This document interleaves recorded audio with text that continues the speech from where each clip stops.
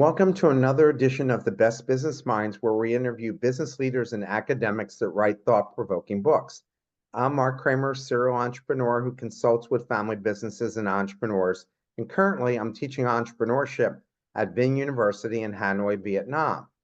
Today, please welcome our guest, Eric Spencer, co-author of the book You, Me, We, and Why We All Need a Friend at Work, and How to Show Up as One. Eric, welcome. Thanks, Mark. Thanks for having me on. I'm excited to be here. I'm so glad to have you here. So, Eric, let's start off with you telling us about your professional background and how you got to where you're at right now. Yeah, absolutely. So I grew up a musician, fancied myself to be that. That's how I self-identify still to this day. And all through my upbringing, that's what I was going to go do. So I went to school, but that was a backup plan, Mark. That was a backup plan to playing in a rock band. That's what I was going to be. And that's all I could identify with. So I went to school and got an undergrad degree and decided that the best way I could continue to play music, as I had been doing since I was about 14, was to go to graduate school because I knew how to do that. And I was pretty good at it. So I did that and stayed working as a session musician, studio engineer, traveling, touring musician while I went to school. And then that all came to a crashing halt upon graduation, where I had to be an adult and go find a job. So I ended right. Adult. It's not fun. I know. Adulting. It's not right. No. So I took a job working in operations for about 4 years. I did a lot of mergers and acquisitions work. I was a very low-level due diligence guy. And I was the guy they sent out into the field to do the contract reviews and make sure that the company was actually selling the thing they said they were selling. And we did that for about 4 years and sold that business. And then I got an opportunity that, you know, most folks in their mid-20s that had already started down the career path probably wouldn't have done. But I got an opportunity to audition for a band that had a record deal and a touring schedule. And I managed to land that gig. And for the next 4 years, I traveled around the world playing drums in a rock and roll band. And that was a lot of fun. As I believe it was Dickens said, it was the best of times, it was the worst of times. Glad I did it, but glad I'm not still doing it. When that came to an end, I had always wanted to work in the training and development, organizational behavior space, and that's what I focused on when I was in school.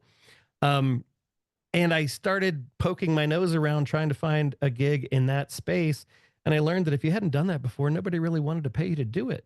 So I ended up getting a job in HR because I figured training and development and L&D, those functions tend to live in or adjacent to HR. And then I took a gig in HR and managed to work inside of HR for about 20 years as a business partner, building learning and development functions all the way up to being VP CHRO in a couple of tech companies. Spent most of my time in the tech industry. And then joined Morag as a second of 2 in a row startups that I was involved with. Because you know how it works in startups, Mark. Either you get a big boat or you get to start over and do it again. So yeah, I spent my whole life doing that. I have no boats, but I have a lot of startup experience.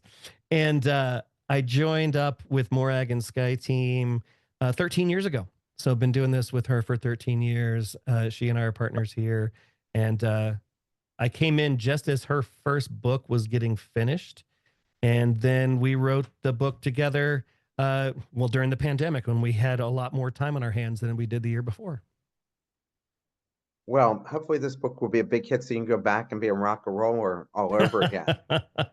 I do it on the weekends. I do it on the weekends for fun. Hence all the musical instruments hanging behind me here.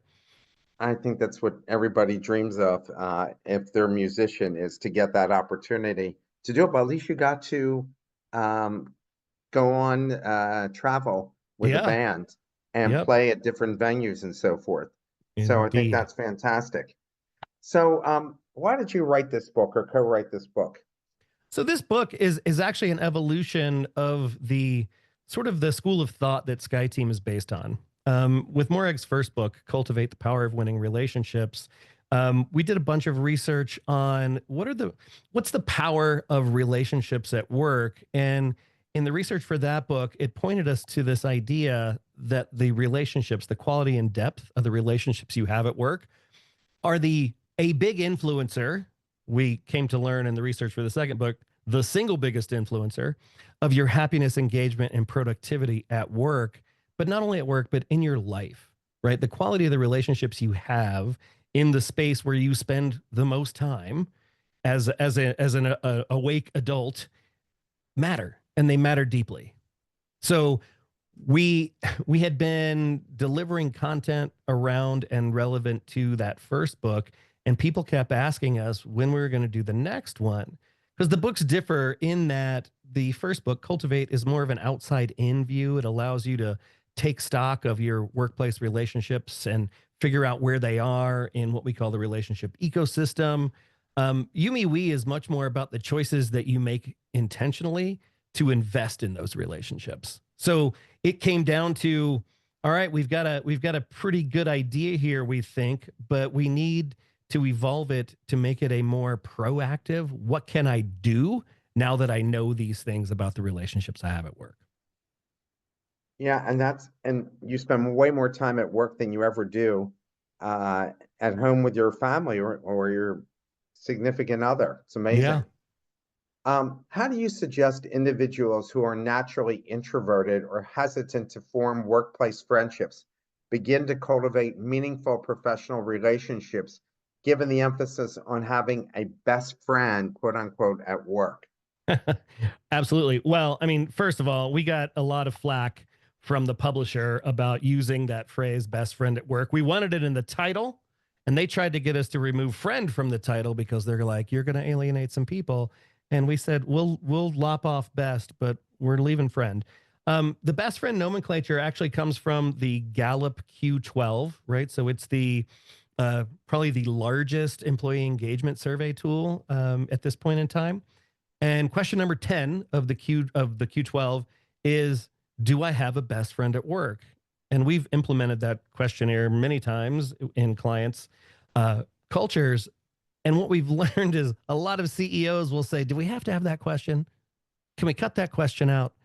And what we learned is that question really matters. So we like that question. We flipped that question over because we thought it was a little too passive. So we moved from do I have a best friend at work to am I a best friend at work? And what does that mean? So I'll start there. I'm a DISC C INTJ introvert, 100%. So I can What definitely is that? so DISC is a psychometric assessment on your preferences and tendencies. And INTJ is a reference to the Myers Briggs type indicator.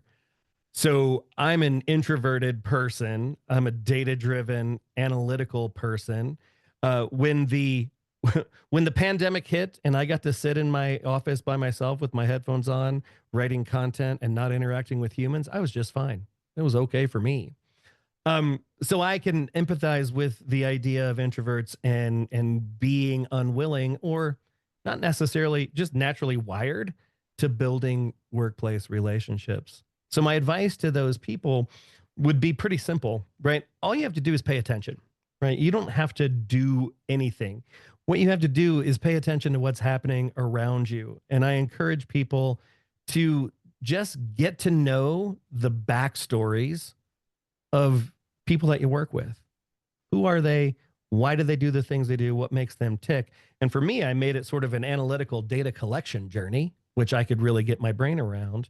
Um, but the premise being the more I know, trust, and like you, the better coworker I'm going to be. I'm going to look out for your well-being. I'm going to give you warnings of impending disaster. I'm going to give you the feedback that you need to hear, not just the feedback you want to hear.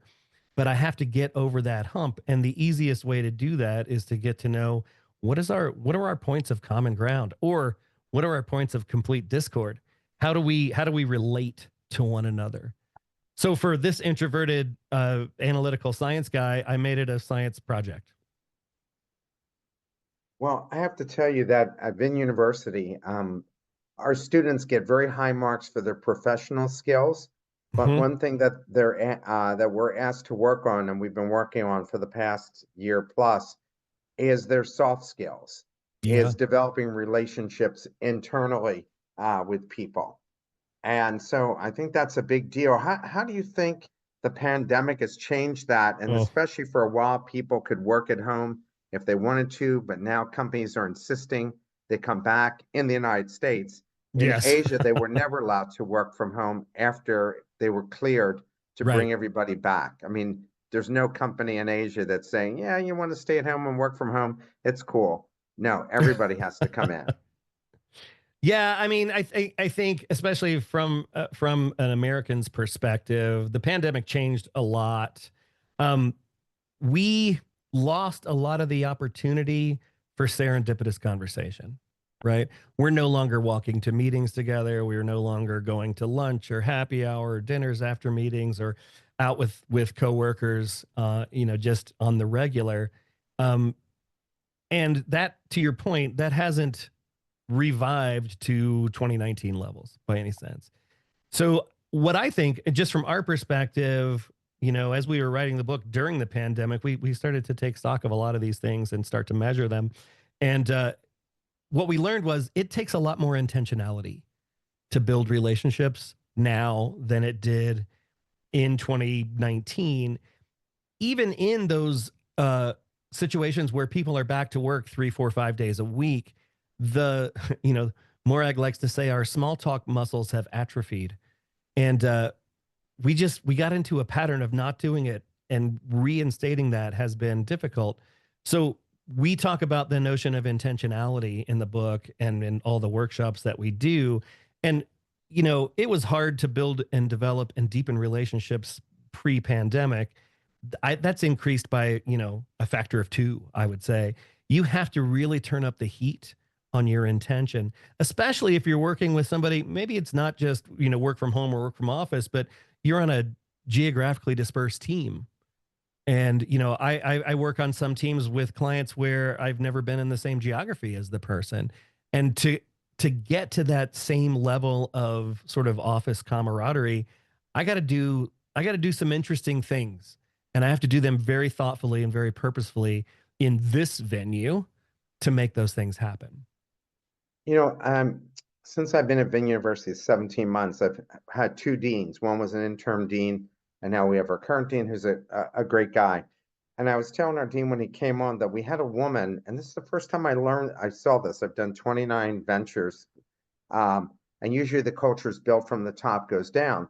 Yep. But here I saw that the culture actually started at the admin level because Mm, this one woman would get everybody together every day for lunch and every afternoon for tea. yeah. And when she left, that all stopped. And I said to the people, we're not connecting anymore. Like we were the Yeah. envy of the school. Like even the Yeah. HR people I had lunch with said, you guys went from no culture there to the best culture. And Yeah. now it looks like you're back to where you were before, where you guys aren't getting together. So we had to consciously start doing what this woman had done for us. And I had said to Dean, she was just like, burned out from the amount of Sure. work as a startup university has. But I said, I think you should try to convince her to take a month off, Come even with back. pay, and keep her here because she does such an amazing job of getting everybody to know each other, talk to each other, share birthdays, everything. I don't Yeah. think you can put a dollar value on that. Yeah, no, I totally agree. Um, there needs to be an easy mechanism to information share, right? So a lot of times, what we'll do in workshops is I like to do an exercise that I call my journey, your journey, rather. Um, and so what that means is I put up flip chart paper all around the room for the participants, and I ask them each to find some colored markers that they love and to pick out their favorite flip chart and go to it, and their task is to draw a representation of their career arc. So start from wherever you want, first job in school, first job as a grown up, birth, wherever you want, and end up here in this room today. And you're not allowed to write it, you have to draw it, which is kind of a great leveler for a lot of people. I've only had one really, really good artist in doing this exercise for 20 years. And he was a graffiti artist, so he was awesome. But nobody can draw really. So people make these drawings, and then we go around the room and everybody talks about their career journey. And I have them include something they do for fun. And when they start to tell their stories, I mean, there's power in storytelling. When they start to tell their stories, people start to connect. Oh, you grew up in this place. I used to live there. Or we both worked at this company. Or we both do this same thing that we don't do anymore. We used to work in finance. Now we work in marketing or whatever. They find these bridges of commonality that maybe they would come across them as they work together over time, or maybe not. So we end up forcing a lot of this. Let's find common ground in a hour and a half long exercise, much like getting people together every day for lunch and tea, where there's a venue where there's going to be sharing. Even if you're introverted and you don't want to share, you'll share. Yeah, for sure. Um, the chapter in chapter one discusses the importance of being a best friend at work to foster engagement and productivity. What strategies can leaders implement to create a work environment where employees feel encouraged and supported, forming these deep connections?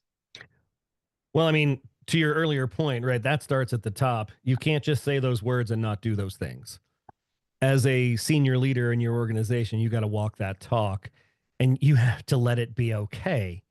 I've worked with some CEOs who wanted to nix Q10 from the Q12, and they they find the interpersonal elements of work not as important as the productivity elements of work. They're like, do I have to be friends with these people? I just want to do my job and go home. So you can't say that these things are important and not do them. So I always encourage leaders who are attempting a cultural shift, you got to be all in. If you're not all in, then you can't do it effectively. So be prepared to walk the talk. Let people see, model that behavior. Oh, yeah, for sure. Um, in chapter two, Biff's transformation, you have to explain who Biff is. What specific strategies or interventions did you find most effective in helping leaders like Biff shift from AAA leader to someone with an ally mindset, and how these can be applied in different organizational cultures? And you also have to explain a little bit about what is the ally mind shift Yeah. mindset. Yeah. So so Biff is a slight slant reference to a antagonistic character in an 80s movie about time travel. I Um remember that. Yeah. so I will say this, AAA leaders like Biff, their journeys are not all the same. To get someone to come off of measuring productivity metrics to caring about connection, some journeys are longer than others. For some leaders, it's about showing the value of what happens to a team when they are more connected versus teams that are much more a metric driven, right? Is it about connection, or is it about connectivity, right? Connection in our parlance is kind of a one-time thing. It's like plugging a cable from a guitar to an amplifier. That's it, right? Connectivity is the current that passes through that cable, right? So they need to understand that there is value there. A lot of times those leaders tend to they present the interpersonal side as a diminished of diminished importance. So it's getting them to understand and accept the idea that there is value there, and teams can high perform beyond their current levels of performance when those relationships are strong, deep, and intact. So it's a value proposition play, I think, with many AAA type leaders. If they don't see value in it, then they'll never espouse it, right? Much like walking the talk, you have to actually believe the thing, if you're gonna try to do it. And we can tell pretty quickly if a leader is at least open to the idea that there is power in relationships. And I think many of them can wrap their brains around it when they see it in action. And I can point to case studies and white papers and things that we've done in the past where team performance has dramatically changed once we started to pay attention to the interpersonal side. Um, and by the way, it seems obvious, right? Right. Uh, It's not yeah, rocket I mean, science.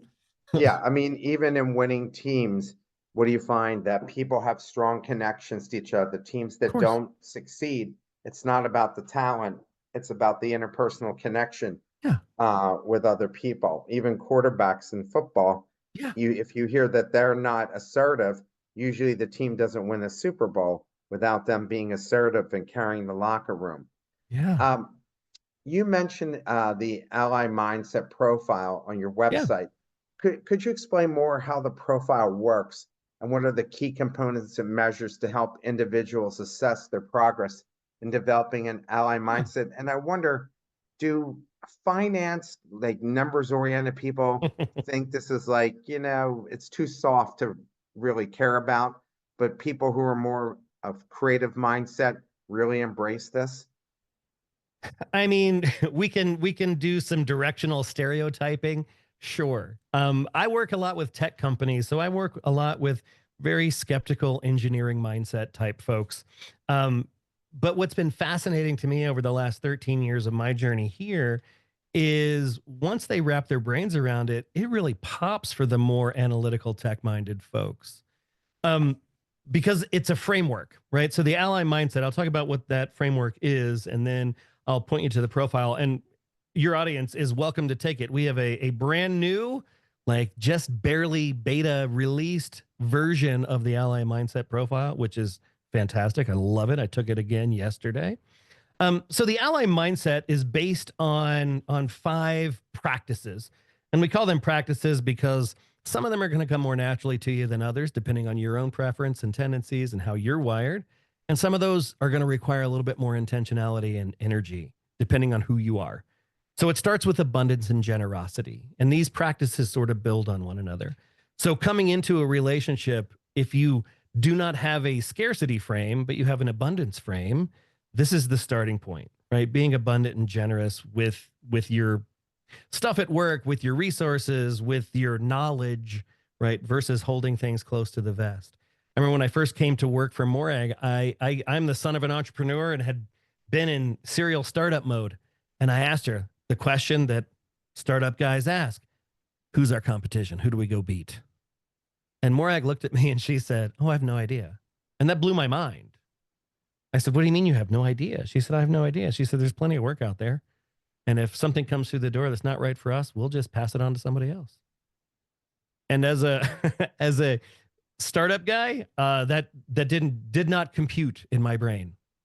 But what I've learned is there is in fact enough work out there. And if it's not a good fit, it's probably best not to put the square peg in the round hole and pass that on to somebody who's better at it.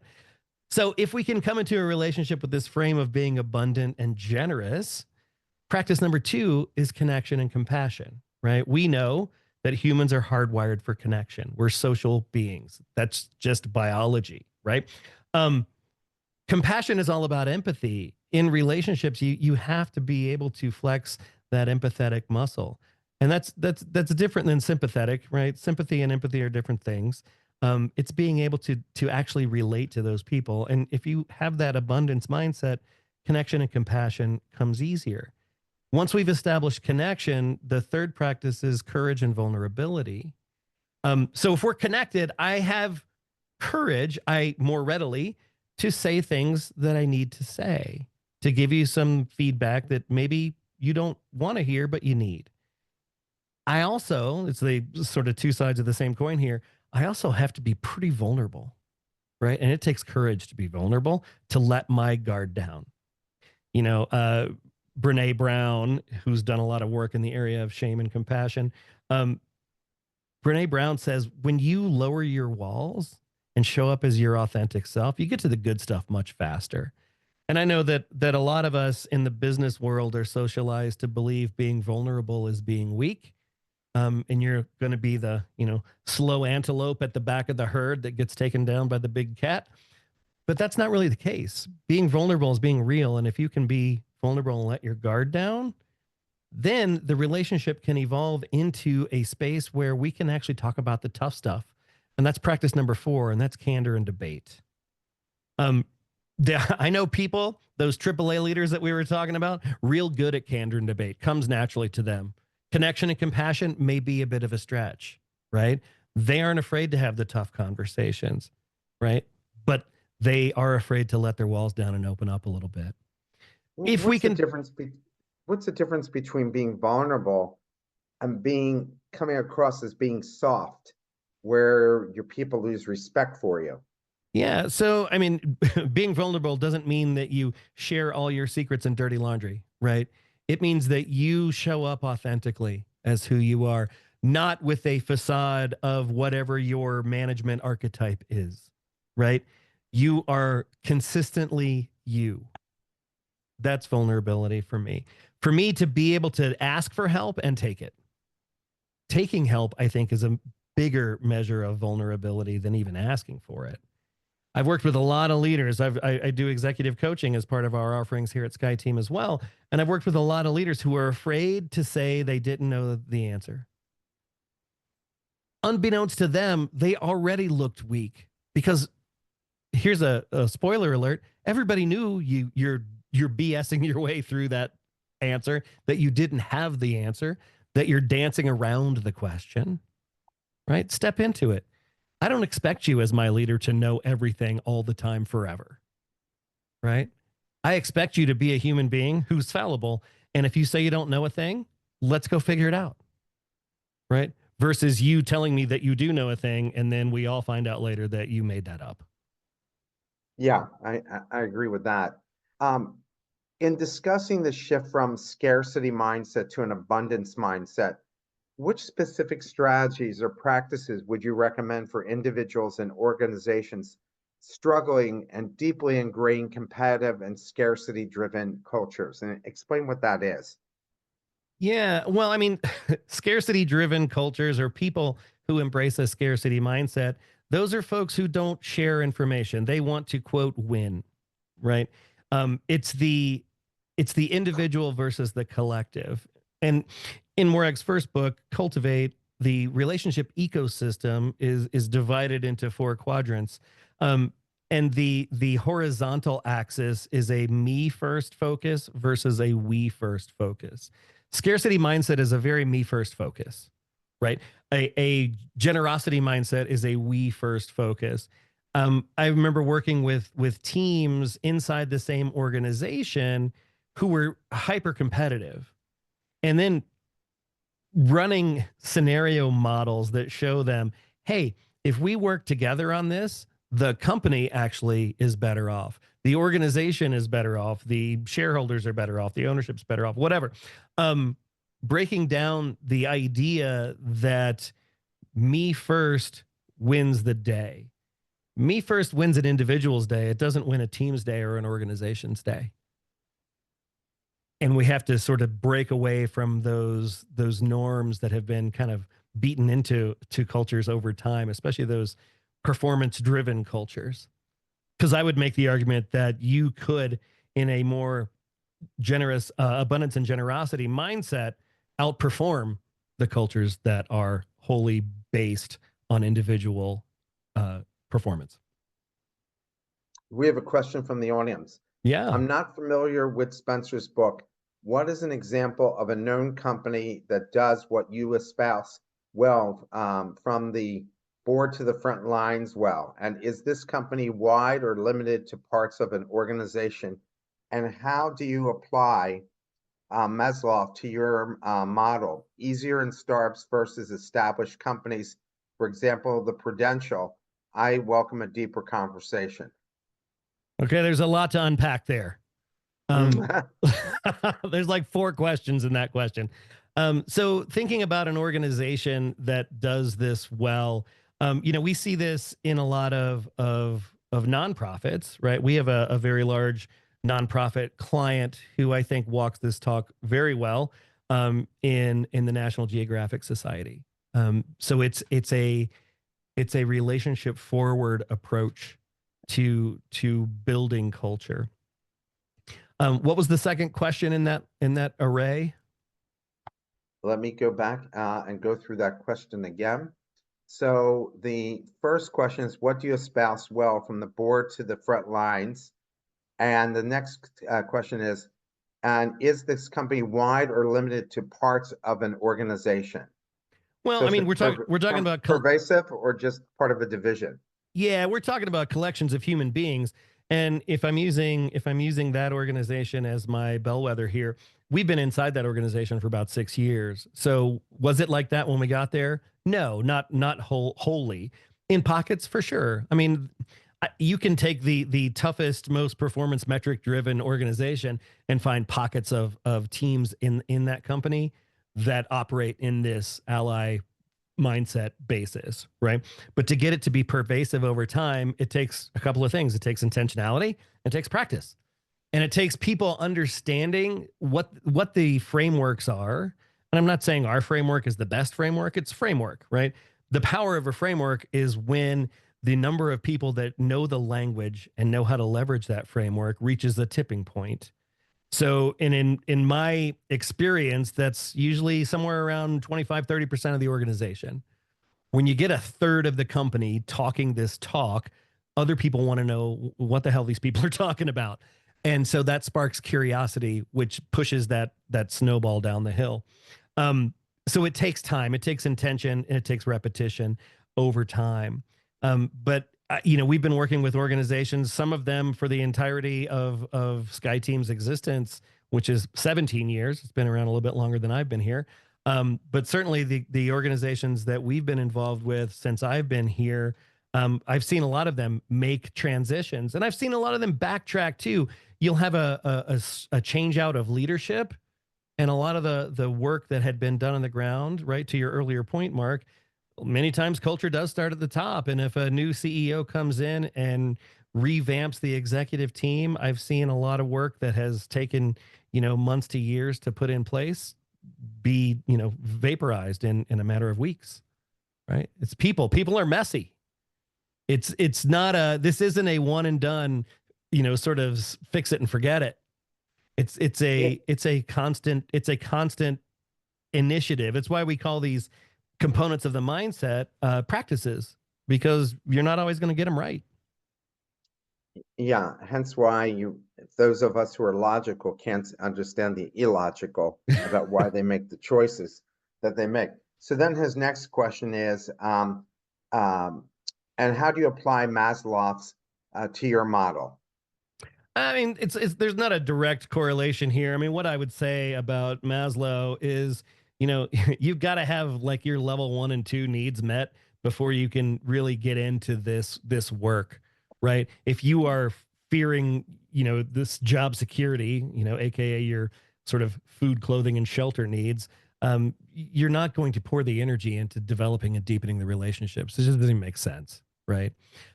So I would say that it takes an organization that's a little bit evolved, or that in which people are making an affirmative choice to do so. Because I've seen this our model work really well in startup situations where nothing is guaranteed, but the people that tend to gravitate toward those organizations, they're not they're not dependent upon work for their level 1 and 2 Maslow needs to be met. They're scratching that itch somewhere else. Yeah, understood. You highlight the importance of generosity and leadership. Could you share some examples of leaders who effectively embody this principle and how they've managed to overcome the fear of scarcity in their professional journeys? Yeah. Um, I'm thinking of a CEO. He's a serial entrepreneur, startup guy. I've known him since we worked together at a software company about, it pains me to say this, 25 years ago. And he was very much a AAA leader, very much command and control type of person, um, which worked out really well for him in a divisional or departmental leadership job. He was able to get away with that. The turning point for him was moving into CEO, and he realized that he couldn't do all the work that he used to do at the departmental or divisional level, and he literally had to start relying on other people. And that was the sort of impetus for him to let the guard down, right? He knew that he couldn't BS his way through the answers to all the questions that were going to come up from all facets of the organization, because he tried that and it didn't work out, right? So he and I talked, and he's like, well, what am I going to do here? And I'm like, well, you've got to start being honest about who you are. And you're not an omnipotent being who knows everything and can predict and control it all, right? You've got to make room for other people on that stage. And he started to do that in a very, sort of slow and methodical kind of way with people that were already in his inner circle that he trusted. And it grew from there. It became less scary, right? It's a scary thing to give up control and be vulnerable. If that wasn't true, there wouldn't be multitudes of workshops on the art of delegation, right? I work a lot with technology companies, and I see people get promoted for being really good doers of things. I'm a really good developer. Great. Here's a reward for you, developer.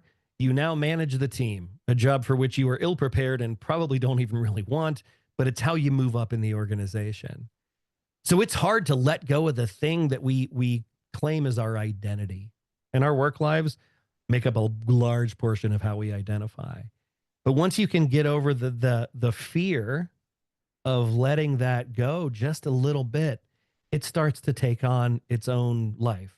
And that's what I saw with my CEO friend Gary. I'll call him Gary because that's his name. I saw that happen with him over time, and he became a more effective leader. He became a more nuanced leader, and ultimately, people liked him. Which, in his early days, we could call that Gary 1.0. Not everybody liked Gary. He got results, but he was a little bit of a steamroller. In this new Gary 2.0, Gary was much more successful and less stressed and less anxious, and his organizations were ultimately more successful. Well, and that goes to great coaching. One of the things you said before is that you've had clients for all 17 years that you've been in existence. Mm-hmm. That amazes me. I mean, Yeah. that says a lot about your organization. What does it take to keep, because you've run out of ideas or you're no longer fresh. I mean, you look at NFL, Yeah. professional sports, where no matter how good the leader is, eventually he has an expiration date. Yeah. Well, like a bartender friend once said to me who worked in a college town, he said, every year I stay the same and every year I get a new crop of people, right? So organizations they're organic, vibrant organisms, right? They're always moving, growing, and changing. And I don't know an organization that I've been involved with over the last 13 years that has stayed the same inside, right? They've reorganized, they've acquired, they've divested. There's been a lot of business activity that involved a change on the people side. And that's where we play in helping to mitigate that change and helping to move teams to productivity over time. And we're always adding to the toolkit, right?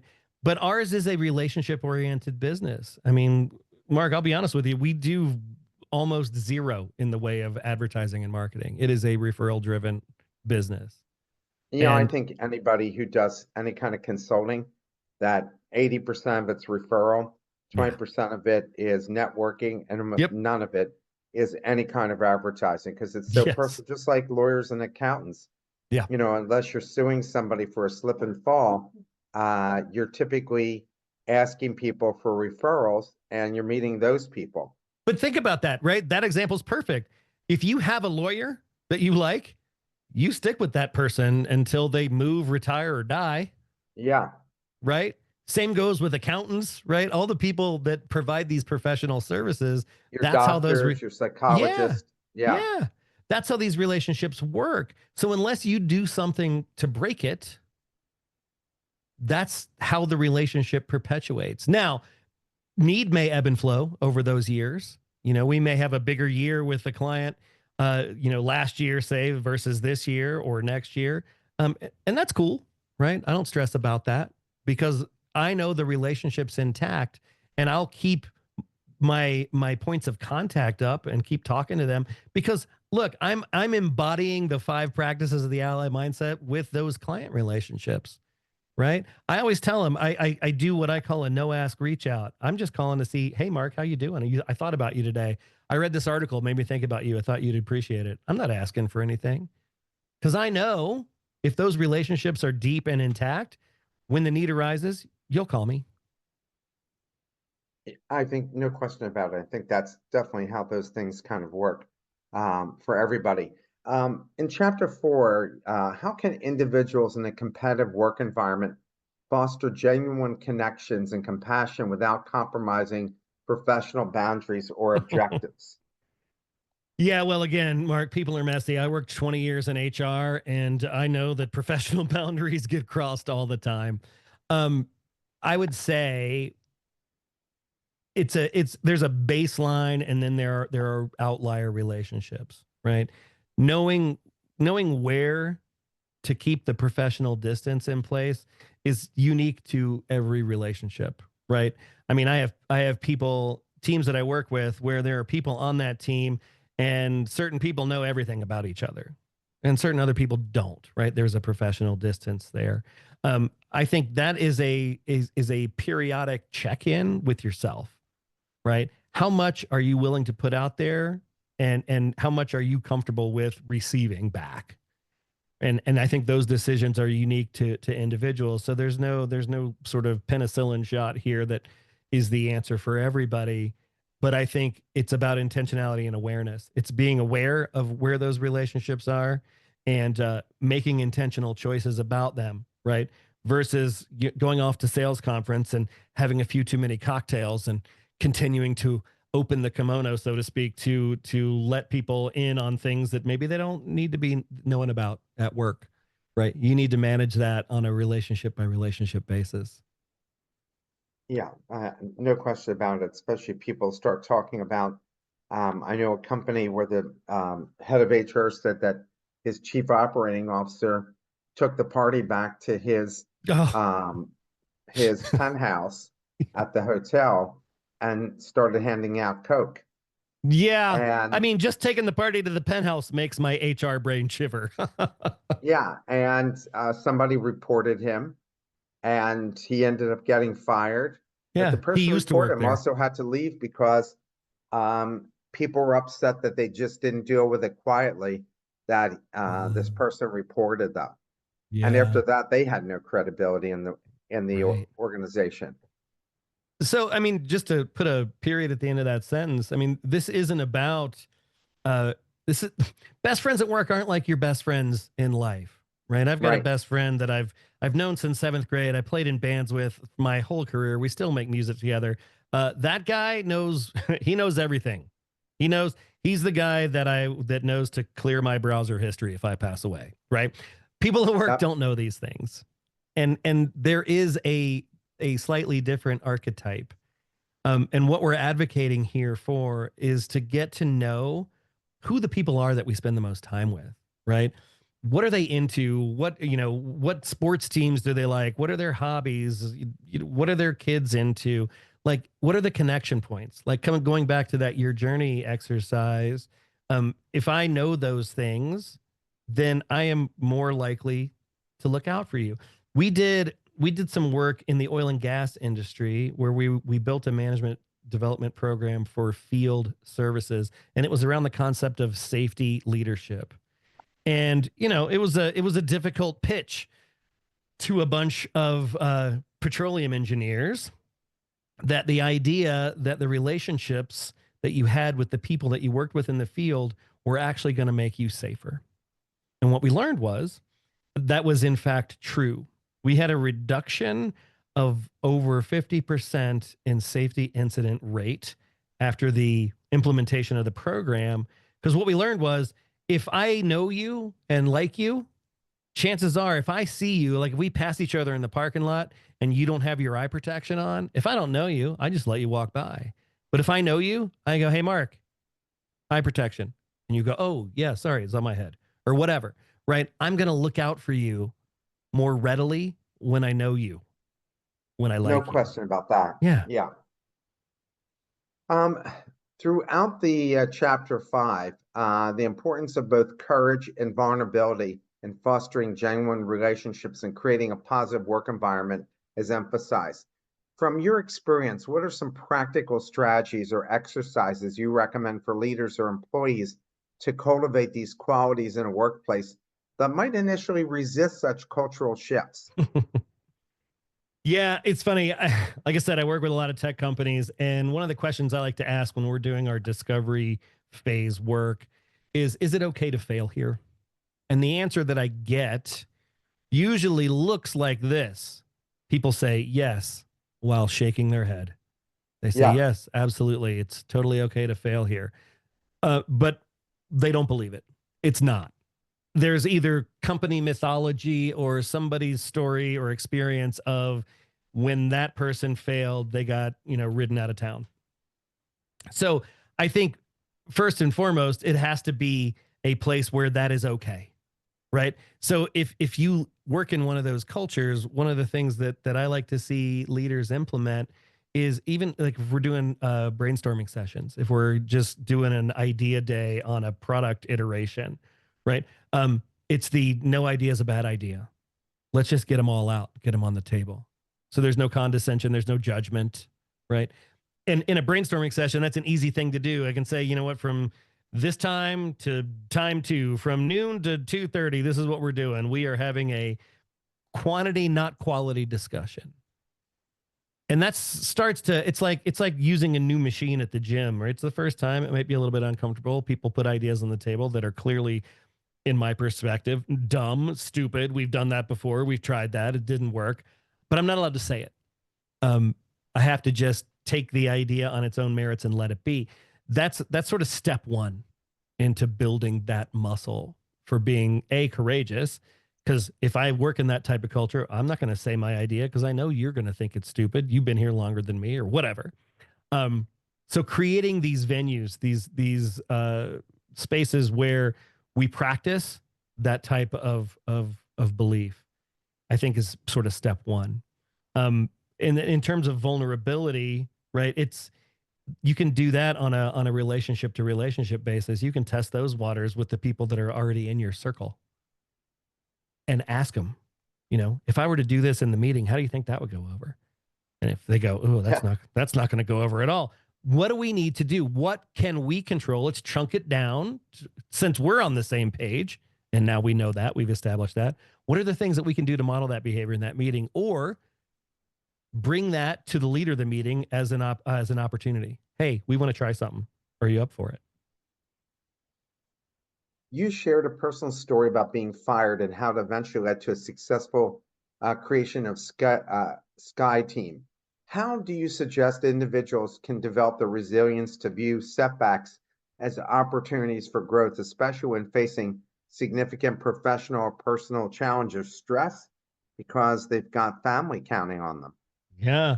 So this is Morag's story, and I know it well. And Morag is a very buttoned up British person. The notion of being courageous and vulnerable, vulnerable especially, is hard, and to be thrown a curveball like that, to find yourself on the outside looking in, it's a challenge, right? Um, it was very out of character for her for to say, you know what, I'm going to go ahead and start my own thing. I'm going to go ahead and do the thing that I know I'm good at, and roll the dice. Um, it's funny. It's the it's the notion of you miss every shot that you don't take, right?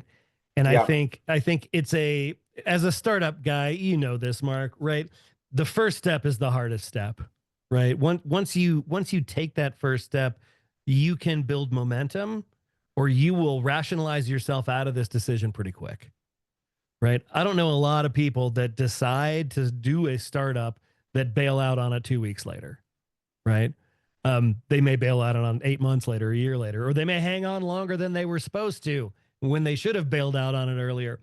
But that first step is the tough one, and I think when you think about it from the perspective of the book, right? This is pointing that ally mindset perspective at yourself, right? How honest with yourself are you being about your level of abundance and generosity, your level of connection and compassion, right? Are you being honest with yourself about the possibility of success in this new endeavor, right?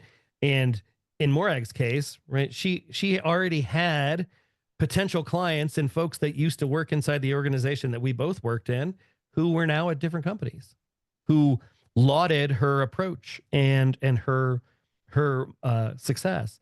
So we have a a thing we always joke about. It only takes one client, right? To pay for whatever you're trying to do, it only takes one client. And Right. we say that in jest, but it's kind of true. And for her, that was the milestone, getting that first client. Well, it's been, Katie bar the door since then, and that was 2007. So Congratulations. yeah, thank you. You discussed the concept of candor bubble and its impact on communication and decision making within an organization. Can you elaborate on strategies or practices that leaders can implement to effectively burst this bubble and foster a culture of open dialogue and feedback? Yeah, I mean, the the candor bubble, it's akin to like what we call seagull management, the old, swoop and poop kind of management. It's the certain people can say whatever they want, but there's no conversation that happens around it. We also call them candor bombs. Um, as a leader, to be a successful leader, that's not a path. That's not a path to victory here. If you're just going to walk in the room, shout your shouts, and walk out of the room, um, if you're going to be candid, you have to be open to conversation about it. That's why candor is paired with debate. Right now, you may own the decision that needs to be made, and that may not change post debate. But what we've learned in just how that works inside of groups of human beings, if you ask me my opinion and allow me to talk about it with you, even if you choose the opposite thing, I'm more likely to buy what you're selling. We've done a couple of experiments around this, back in my HR days, around things that employees really care about. They care about they care about where they sit in the office and what kind of kit they get to outfit their workspace with. And I did an experiment with um, desk chairs and the color of the material. We were going to have red chairs or black chairs, right? And in one location, I asked people, red or black. Red won. I had already ordered black chairs. I sent the black chairs. They were fine. Other location, I didn't ask, and I sent a mixture of red and black chairs, and I had more complaints than I can even remember about why did I get this red chair? Why did I get this black chair? I got no complaints from the group of people that I asked, right? Silly little example of providing a venue to give folks on your team a voice, at least a voice, if not a vote. If they don't get a vote, that's fine. Let them know their role in that decision process and encourage the debate. Hear out the counterpoints, the contrasting points of view, because there's somebody on your team sitting around your table that I guarantee you has thought about stuff in a different way than you. We tend to make the mistake as leaders of thinking that people think just like we do, and that's not true. Yeah, I think so as well. How do you propose individuals can foster an environment of accountability in workplaces where the culture is dominated by fear of blame rather than taking ownership? Well, you've got to bust the fear, right? Accountability will be nothing more than a platitude on a poster in your corporate values section of the lobby, unless you can bust that fear, right? If I can't do my job without being afraid of repercussions for not hitting the things that I set up to do, well, I'm going to sandbag my goal setting from the beginning, and I will rationalize my results. I've been on teams where we would set goals at the beginning of the year and we'd set a laundry list of goals, 15, 20 goals, which is way too many. And then we get to the sort of look back period and the justification and rationalizing would start. Oh, well, number 12 looks kind of like number 7, and we kind of did something there. And, 3 didn't really matter because of the corporate change or the acquisition. So we didn't really need to do that. We never took it off the list, but we rationalize it away. In an organization where we can have those conversations ongoing on a regular basis, we have those conversations. We deal with those problems versus sandbagging them, pushing them to the back of the line, kicking the can down the road.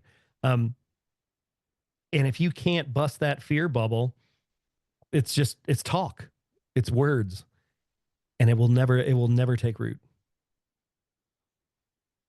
You emphasize the importance of self-trust as a crucial aspect of building trust with others. In scenarios where individuals struggle with self-doubt despite external validation, what practical steps can they take to fortify their self-trust and confidence in a professional setting? Oh, I love this one. I wrote an article a few years ago about imposter syndrome because I think I was just thinking that. Yeah. right. I mean, so many of us struggle with that. I do. Um, think about the negative self-talk we do to ourselves every day. When you look at yourself in the mirror, this is my experience. I know this isn't everybody's experience, but I will say things to myself that I would never say to another human being, right? Just mean stuff I say to myself. Um,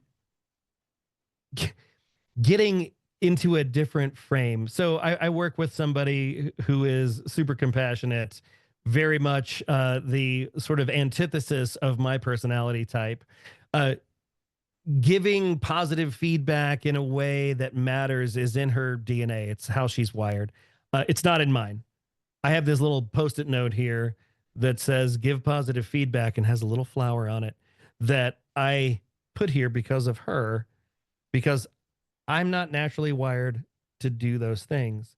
So one of the things that's worked for me and for some of my coaching clients is thinking about the ratio, the proportion of time that you spend thinking about the feedback that you get. Because if I ask this question in any audience to whom I'm speaking, when's the last time you got some really constructive, quasi negative feedback here? Can you remember it? And they all go, yeah, yeah. How long did you think about that? Many people in those audiences have said to me, I'm still thinking about it. I think about it every day. And then if we ask the opposite question, thinking about the last time you received really specific praise or feedback for a job well done, not just the blanket good job, but a really specific, I know exactly what it was that was good about the job that I did. People go, yeah, yeah, I remember that. How long did you think about that? I didn't think about it really very long at all. Right. So the exercise is to force yourself to, for every time you think about this negative thing, you have to devote at least an equal proportion of time to thinking about the last positive piece of praise or feedback that you got. And again, like all of these things, it's new muscle memory if you're a negative self talker. Um, and you have to do that A, with intentionality, and B, with persistence, right? Because you have to develop a new mental muscle here to focus on a different thing. I have to say the hour went very fast, and I enjoyed listening to you speak. And especially, you have this natural radio voice that anybody likes to just listen to you going on and on for hours about these kinds of topics. Thanks, Mark. Yeah, so I thank you so much for taking the time, and I thank those of you who listened today. Thank you for taking the time to listen. Hope you all have a wonderful weekend. We'll look forward to seeing you next week.